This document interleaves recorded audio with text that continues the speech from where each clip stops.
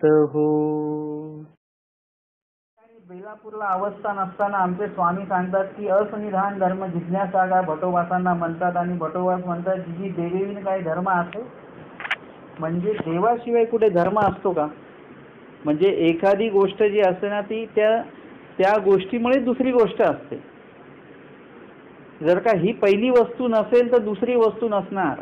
पहिला पदार्थ नसेल तर दुसरा पदार्थ नसणार. दूध नसेल तर दही तयार होईल का? म्हणजे दुधाशिवाय दही आहे का? दह्याचं अस्तित्वच नाही आहे. पाण्याशिवाय ओलावा आहे का? पाण्याशिवाय ओलाव्याचं अस्तित्वच नाही. जिथे पाणी आहे तिथेच ओलावा, जिथे ओलावा आहे तिथे पाणी आहे. म्हणजे दोन्ही एकमेकांना पूरक आहेत ते.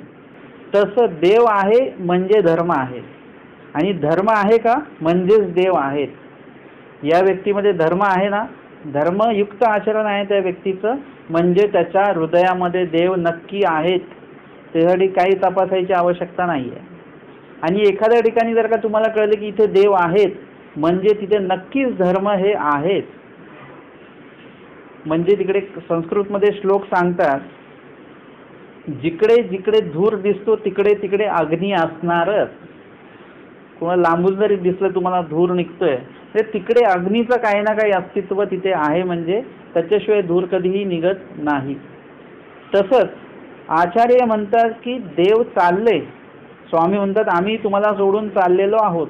ते म्हणतात तुम्ही चाललात आणि तुम्ही गेल्यानंतर मग आम्ही धर्म आचरण करायचा, असा कुठला तरी धर्म तुम्ही आम्हाला सांगणार आहात.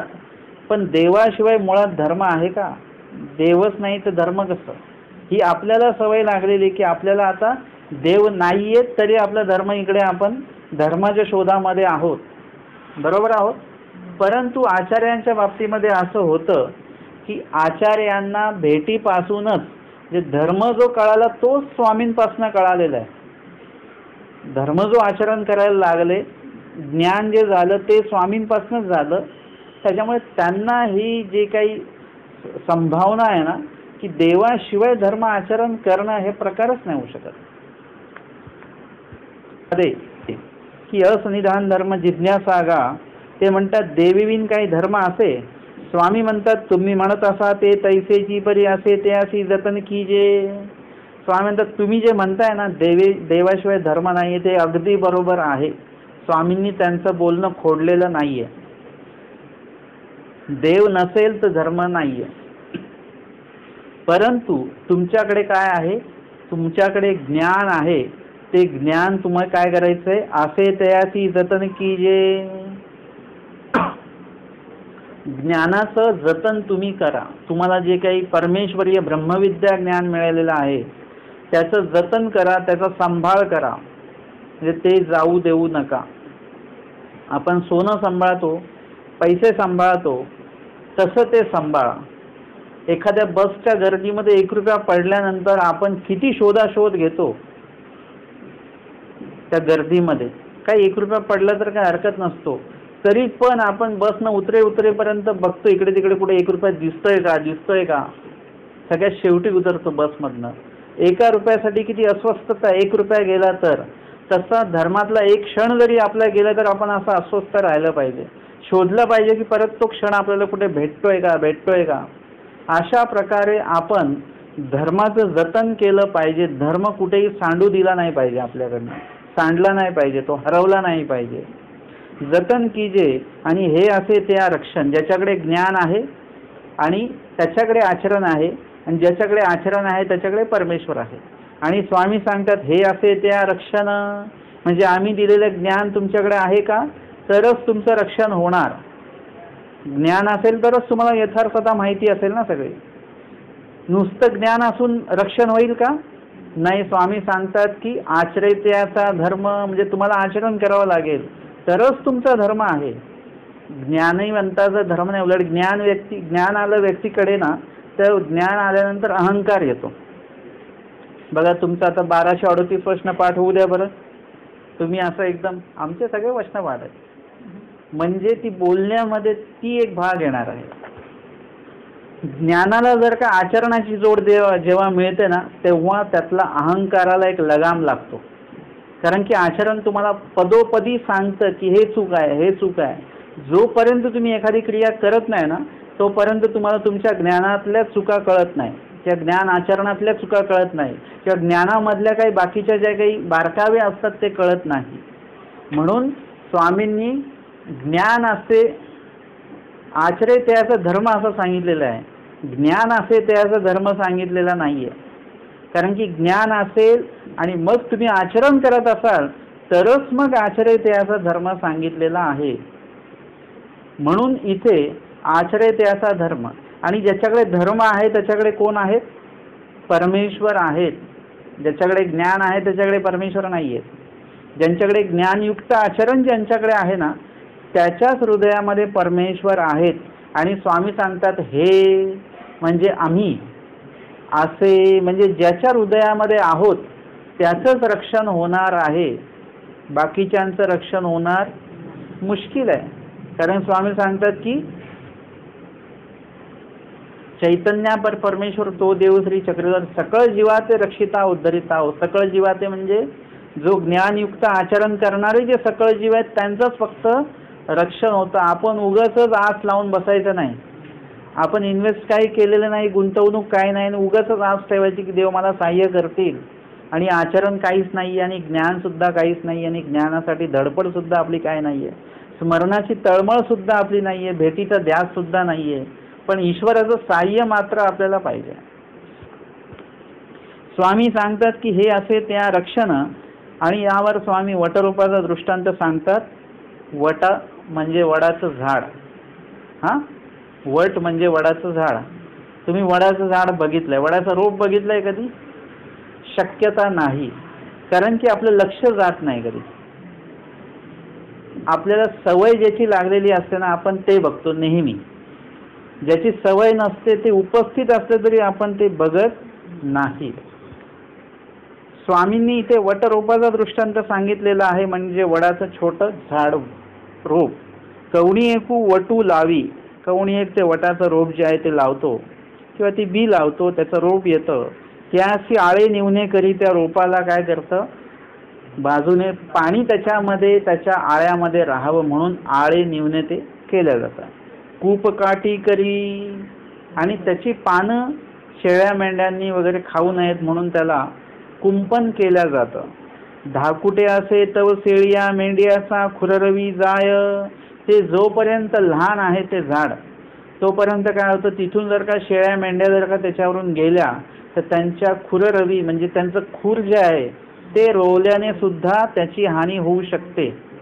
म्हणजे ते मरू शकतं, तुटू शकतं, किंवा त्याचं जे काय अस्तित्व जे आहे ते धोक्यात येऊ शकतं. परंतु त्याची प्रौढ झाल्या, पण ते झाड जर का खूप काठी वगैरे सगळं करून मोठं झालं आणि मोठ्या वटवृक्षामध्ये जर का त्याचं रूपांतर झाल्यानंतर हत्तीच्या गजगंटा जरी बांधल्या परी न वचे. म्हणजे हत्तीनी जरी त्या झाडाला खेचलं, लोटलं, काही जरी केलं तरी ते झाड अजिबात पडत नाही. हत्तीकडनं सुद्धा ते झाड हे होऊ शकत नाही, मोडलं जाऊ शकत नाही. एवढी ताकद त्या वटवृक्षामध्ये येते. जेव्हा ते वटरोप होता तेव्हा त्याच्यामध्ये ताकद नव्हती, पण त्याचा जेव्हा वटवृक्ष झाला तेव्हा त्याच्यामध्ये एवढी ताकद आली की शेळ्या मेंढ्यांच्या पायाने जे तुटणारं जे झाड रोप आहे ते उद्या हत्तीच्या गजगंटा म्हणजे हत्तीच्या ह्याला दोर बांधून जरी ओढलं गेलं ते झाड ओढलं तरी पण त्याचं काही नुकसान होणार नाहीये. कारण की त्याचे पाळमुळं जे आहेत त्या पाळमुळांनी पूर्णपणे आपलं जे काही सक्षमता जी आहे ना ती सक्षमता निर्माण केलेली आहे, तयार केलेली आहे. त्याच्यामुळे त्याचं काही नुकसान होत नाही. तैसे कोमळ ज्ञानी जतन कीजे. तसं कोमळ ज्ञानी म्हणजे आपल्याकडे आत्ता जे ज्ञान आहे ना ते कोमळ दशेतलं आहे. मी तुम्हाला सांगतो ना की आत्ता जरी किती पाठांतर केलं 1 महिन्यामध्ये सगळं परत कोरीपाटी होणार, सगळं विसरून जाणार तुम्ही, काही लक्षात राहणार नाही. परत 1 पासून सुरुवात करावी लागेल आपल्याला. आत्ता जे आपण ज्ञान घेतोय ते कोमळ ज्ञान आहे, तर त्या कोमळ ज्ञानाला तुम्ही काय केलं पाहिजे, आळे निवणे केले पाहिजे. म्हणजे त्याच्यामध्ये पाणी साठेल त्या आळ्यामध्ये आणि ते पाणी काय करणार आहे की त्या रोपाला वाढवण्यासाठी मदत करणार आहे. तसं तुम्हाला ज्ञानवृद्धीसाठी काय काय गोष्टी उपयुक्त आहेत त्या गोष्टी ज्या तुमच्या संपर्कामध्ये ठेवा नेहमी. जे तुमच्या त्या ज्ञानाला ज्ञानवृद्धीला पोषक असणार आहेत अशा गोष्टींचा संपर्क ठेवा, अशा व्यक्तींचा संपर्क ठेवा जे भेटल्यानंतर तुमच्याशी ज्ञान चर्चा करतील, ज्ञान मंथन होईल, काहीतरी नूतन त्याच्यातनं प्राप्ती होईल, वाचन होईल, श्रवण होईल, बोलणं होईल. अशा लोकांशी जर का सोबत राहिलं तरच ज्ञान वाढेल. अन्यथा अन्य लोकांसोबत राहिलं तर अन्य सामुग्री वाढत राहील. म्हणून ते आळेनिवणे आहे. आता कूपकाठी म्हणजे तुम्हाला अडथळेदायक ज्या गोष्टी आहेत, म्हणजे कूपकाठी कशासाठी असते की ज्याच्यामुळे ते जे काही पशु वगैरे आहेत ते तिथे जवळ आले की त्यांना ते त्याच्या ज्या काट्यांची समजा कंपाऊंड केलं असेल, त्याला कुंपण केलेलं असेल तर ते त्याच्यामुळे त्यांना तो धोका आहे ते तिकडे येणार नाहीत. म्हणजे संरक्षित जो काही भाग आहे तो आपण तयार केलेला आहे. तर तुम्हाला ज्ञान घेतल्यानंतर किंवा ज्ञान घेताना किंवा ज्ञानाचं जतन करताना खूप अडचणी येणार आहेत, खूप अडथळे येणार आहेत. नेमकं तुम्ही पोथी काढून बसले की पाहुणे येणार, नेमकं तुम्हाला पोथी काढली की तुम्हाला झोप येणार, कंटाळा येणार, काहीतरी काम आठवणार, काहीतरी काम येणार, सगळं असं होत राहील. तर आलं लक्षात, जे पशु येतात ते पाला खातात, तसं खूपशा अशा घटना तुमच्या जीवनात घडतील जो तुमचा धर्म खाऊन टाकणार आहेत. पण त्या घटनेंनी, त्या व्यक्तींनी, त्या वस्तूंनी तुमच्यातला धर्म खाऊ नये यासाठी तुम्हाला काय केलं पाहिजे, एक निश्चयतेची एक कूपकाठी करून ठेवली पाहिजे. काही जरी झालं तरी मला आठवड्याभराचा हा माझा विधी मला करायचा आहे, महिन्याभराचा माझा हा विधी मला करायचा आहे, दिवसभराचा मला हा विधी मला करायचाच आहे, 1 तासातला माझा हा विधी मला करायचाच आहे. ही तुमची कूपकाठी आहे. मग अशा वेळेस किती पण मोठे मोठे कोणी पशु येऊ देत, जे तुमचा धर्म खाणारे पशु, ते किती पण येऊ देत, तुम्हाला काहीही त्याची भीती नाही, कारण कूपकाठी त्याची केलेली आहे. ती कूपकाठी आपण ज्ञान विवेकाची कूपकाठी आपल्याकडे असली पाहिजे. तुमच्याकडे ज्ञान आणि विवेक असेल तर तुम्ही विचार कराल, आणि ज्ञान आणि विवेक नसेल तर तुम्ही विचार करणार नाही. अधर्म कोणी सांगितलं तर अधर्म करून बसाल.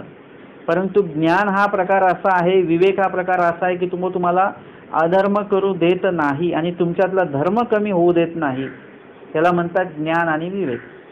जसं दुर्योधनाने मागितलं कृष्ण महाराजांकडे, तुमची पूर्ण नारायणी सेना जी आहे ती माती, आपण ज्ञान विवेकाची कूपकाठी आपल्याकडे असली पाहिजे. तुमच्याकडे ज्ञान आणि विवेक असेल तर तुम्ही विचार कराल, आणि ज्ञान आणि विवेक नसेल तर तुम्ही विचार करणार नाही. अधर्म कोणी सांगितलं तर अधर्म करून बसाल. परंतु ज्ञान हा प्रकार असा आहे, विवेक हा प्रकार असा आहे की तुम्हाला अधर्म करू देत नाही आणि तुमच्यातला धर्म कमी होऊ देत नाही. त्याला म्हणतात ज्ञान आणि विवेक. जसं दुर्योधनाने मागितलं कृष्ण महाराजांकडे, तुमची पूर्ण नारायणी सेना जी आहे ती मला द्या. परंतु अर्जुनाने ज्ञान विवेक असल्यामुळे अर्जुनाने विचार केला की नाही, आपल्याला परमेश्वराचं साह्य नको आहे, आपल्याला परमेश्वरच पाहिजे. आपण सगळे काय मागतोय आता, परमेश्वराचं साह्य, देवा मला साह्य करा, मला द्या. पण देवाकडनं आपण सगळेजण साह्य मागतो आहोत, परंतु देवाला कोणीच मागत नाहीये. लक्षात घ्या, ज्यांच्याकडे देव आला ना त्यांच्याकडे सगळं आलं. पण आपण देवाकडनं कधी देवाला मागत नाही. अर्जुनाने ते मागितलं कारण की ज्ञान विवेक आहे. तर ती ज्ञान विवेकाची कूपकाठी जर का आपल्याकडे असेल तर नक्कीच आपलं रक्षण होणार आहे, आपल्यातल्या धर्माचं रक्षण होणार आहे, आणि त्याच्यामुळेच आपल्या आचरणाचंही रक्षण होणार आहे. तसं स्वामी सांगतात की कोमळ ज्ञानी विखो विघ्न, म्हणजे कोमळ ज्ञान जोपर्यंत आहे तोपर्यंतच तुम्हाला काय करायचं आहे, ज्ञानाचं रक्षण करायचं आहे, आचरणाचं रक्षण करायचं आहे. एक विशिष्ट काळानंतर शेवटी असं होईल की किती जरी कोणी आलं तुमचं धर्मभ्रष्ट करणारं तरी तुमच्याकडनं कधी धर्मभ्रष्ट होणार नाही. तुम्ही तेवढे सक्षम झालेले असणार आहे त्यासाठी. हेच गोसावी अस्तिपरीचे पहिले वचन, विकार विकल्प शून्य नृपिले. सगळ्यात पहिलं वचन अस्तिपरीचं आमचे स्वामी सांगतात की विकार विकल्प शून्य, आणि भट्टोबासांनी कानावर हात ठेवले. कारण की अजूनही भट्टोबासांची मानसिकता तयारच नाही की देवाशिवाय नाही. जीजी हे मग अशक्य, मला हे शक्य नाहीये, मला सांगू नका, मी तुमच्याशिवाय राहणारच नाहीये, तर मला ते धर्म सांगू पण नका. जीजी मज हे शक्य नव्हे, गोसावी माईंभट्टाची वास पाहिली. कधी कधी असं असतं की जीव जो आहे तो देवाचं म्हटलेलं ऐकत नाही, जीव जीवाचं म्हटलेलं ऐकतो. कारण साजत्य साजत्य वेद, म्हणजे एखादी गोष्ट जी असते ती एखाद्या अधिकरणाने सांगितली तर ती पटत नाही, परंतु जर का नातलगाने सांगितली तर ती पटते.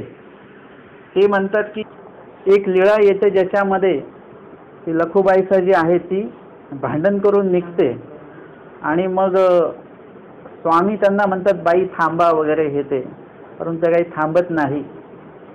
स्वामींना माहिती आहे की थांबणार नाही सांगून. भट्टोबासांना स्वामी सांगतात की तुम्ही थांबवा त्यांना. ते म्हणतात की स्वामींनी सांगितलं तर ऐकत नाही तर माझं काय ऐकणार आहे. परंतु त्यांच्याकडे ज्ञान विवेक आहे. ते म्हणतात जर का मला स्वामी सांगतायत ना, म्हणजे काहीतरी हेतू आहे स्वामींचा.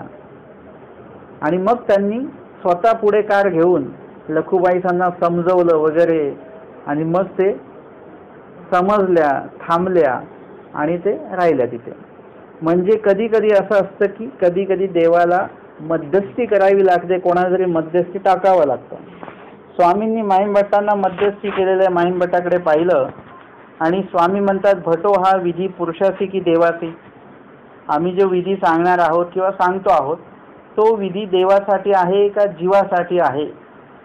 माईंभट्टा म्हणतात हा पुरुषासीची की, म्हणजे हा जीवासाठीचाच विधी आहे, देवाचा विधी नाहीये हा. तरी येथून काही म्हणत असे की म्हणजे आम्ही काय म्हणतोय आणि हा काय म्हणतोय, म्हणजे हे काय म्हणताय. माईंभट्टी म्हणितले भटो जीवासी अशक्य नव्हे, ते काही गोसावी निरूपत असती. म्हणजे जीवाशी अशक्य जे देव सांगतायत ते अशक्य नाहीये. तुम्ही ते अशक्य करून घेत असाल तर भाग वेगळा आहे, परंतु एरवी देवाने जेवढं पण सांगितलेलं आहे ना ते सगळं शक्य आहे म्हणूनच सांगितलं, आणि जे सांगितलं ते सगळं शक्य आहे.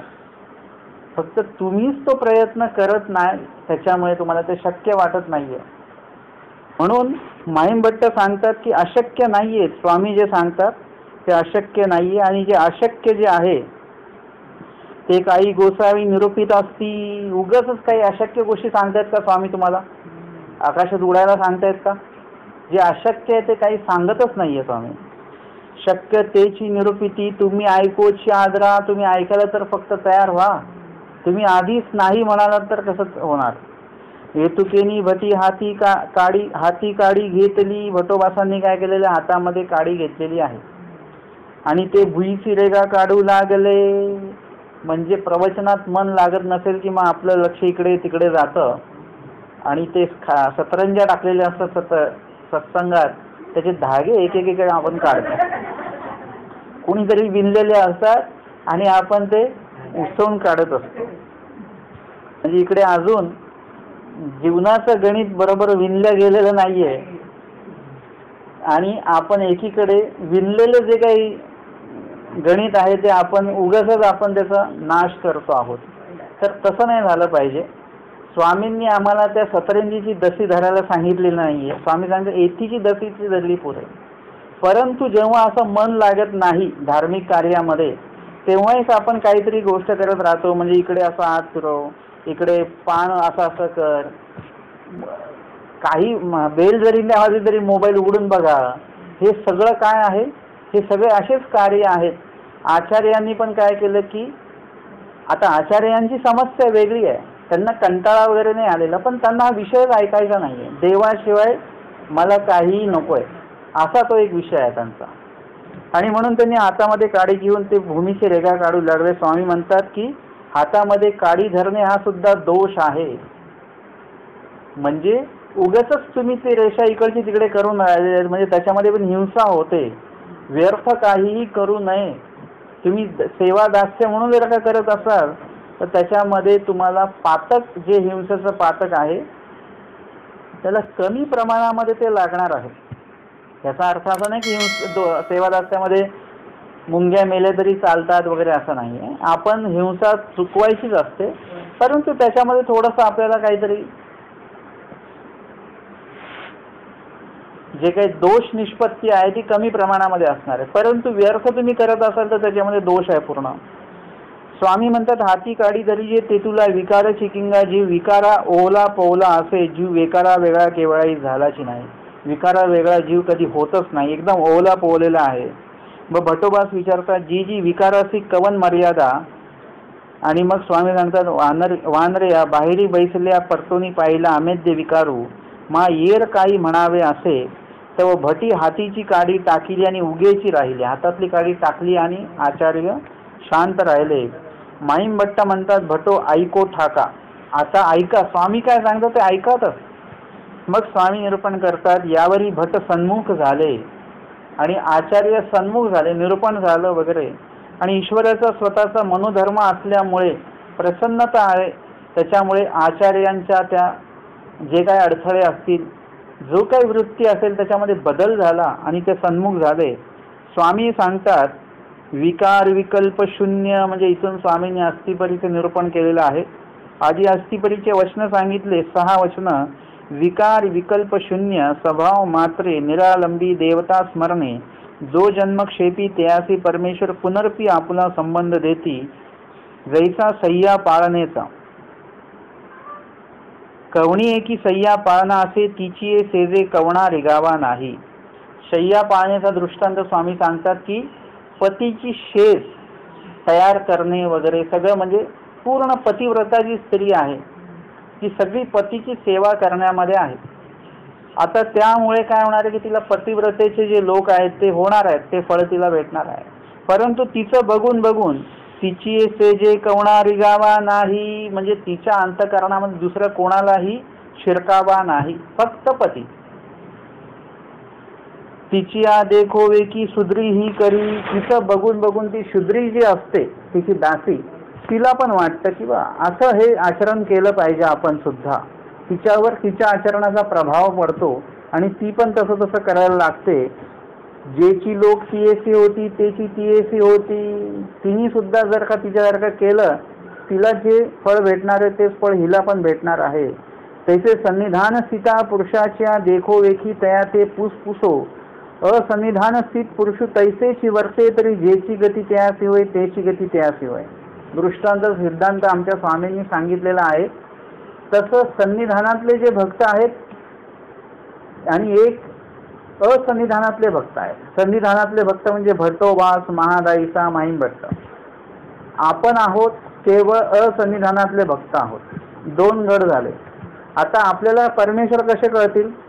जेव्हा सन्निधानातले भक्त मंडळी आपल्याला म्हणजे असन्निधानातल्या लोकांना काहीतरी निरूपण करतील, काहीतरी आचरण दाखवतील, तेव्हा तयाच्या देखो वेकी तया ते पुसपुसो, त्यांना बघून बघून त्यांच्याकडे पूस प्रश्न जिज्ञासा करून असन्निधान स्थित पुरुष तैसेची वर्ते. असन्निधान पुरुष म्हणजे आपण जर का त्यांच्यासारखं वर्तन केलं तर जेच गती त्यांना म्हणजे ईश्वर प्राप्ती होणार आहे तीच आपल्याला होणार. पण आपण कसं वागलं पाहिजे, ते कसं वागायचे, त्याच्यासाठी तुम्हाला लीळाचरित्र उघडावं लागेल, स्मृतिस्थळ उघडावं लागेल. ते आचरण कसं करत होते, त्यांनी काय केलेलं आहे. आमच्या समोरचे लोक काय करतात त्याच्याशी आपल्याला काही घेणं देणं नाहीये. आत्ताचे लोक चुका करू शकतात, पण तुम्हाला जर का योग्य निर्णय पाहिजे असेल तर तुम्हाला तिकडेच जावं लागेल. 800 वर्ष आधीच तुम्हाला तिथे जावं लागेल. वचनाचे सिद्धांत अर्थाचं तुम्हाला आचरण करावं लागेल. तेव्हा जेची गती त्यांना होणार ते तुम्हाला होणार आहे. आता काय होत आहे की आता थोडासा वेगळं चालू आहे. आता लोक बोलतात की घर सोडायची काही आवश्यकता नाही, घरी बसून तुम्ही आचरण करू शकता. घरी बसून आपण काही करू शकत नाही, पैसेही कमवू शकत नाही, काही करू शकत नाही. आपण घर आपल्याला सोडावं लागतंच काही ना काही कारणास्तव. आणि इथे जर आपलं घर जे आपण आज जर घरच सोडायला तयार नाहीये तर तुम्ही काही सोडू शकत नाही. सगळं तुम्हाला इथे अडकवून ठेवणार आहे. म्हणून त्याग जो आहे ना, तो त्याग करण्याची एक वृत्ती तयार करा मनामध्ये आणि त्याच्यातला मोह ममता जो काही भाग आहे तो काढून टाका. हे त्या लोकांनी केलेलं आहे 800 वर्षाआधी. तर त्यांच्या देखोरेखी त्यांना पुसपुसो आपल्याला काय करायचं आहे, आपल्याला ते आचरण आपल्याला इथे करायचं आहे, तरच आपल्याला ईश्वर प्राप्ती होणार आहे. असं आमच्या स्वामींनी काय सांगितलेलं आहे की अस्थिपरीचं हे प्रकरणवश आपण घेतलेलं आहे.